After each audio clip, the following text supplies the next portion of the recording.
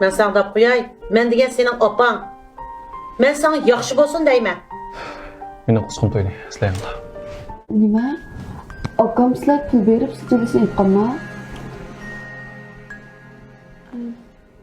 Bizning yana ishimiz bor deb chiqashtiraylik. Men bugun opamning deganlarining haqiqat ekanligini his qildim. Opam menga, "Qizim, dadangdan keyin qolding, ammo ko'nglingni yerim qilma. Sen dadangdek qo'g'daydigan va seni qo'llaydigan akam bor" degan edi. Mana akam bu kunlarda meni izchil qo'llab va qo'g'dab keldi. Men shundoq deyalayman.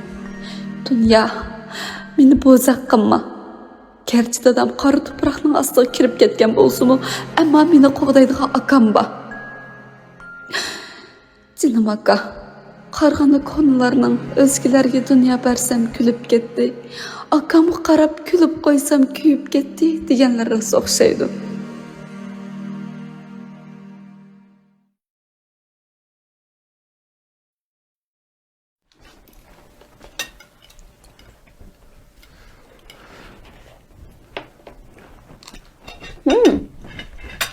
Bak o'xshabdi oppa.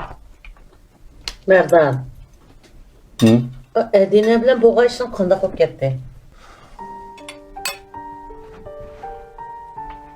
Opa, mening bu ishlarimga aralashmasang bo'pti-ku.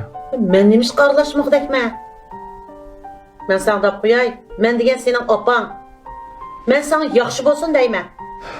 Meni qusqim to'ydi, sizlarga. Pek cahilkense Cuma oppa. Sen qalgan men ish o'rgatmagan. Ma'qul, o'zingizga nimsa? Aytgan bo'laman. Hey sen!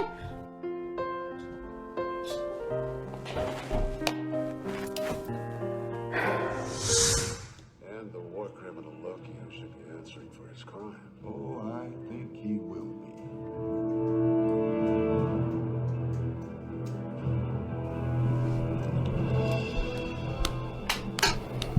Opamchu, Qo'shnilarga kirib ketgan. Hey, kela aka. Deyishlan gap bor. Adina to'g'riliq gap bo'lsa, bo'l deyishmay qo'yaylik.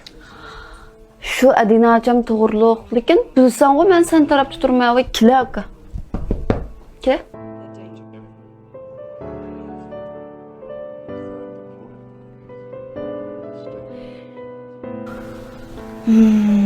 Men bo'lgan ishlardan hammasini xabar topdim aka.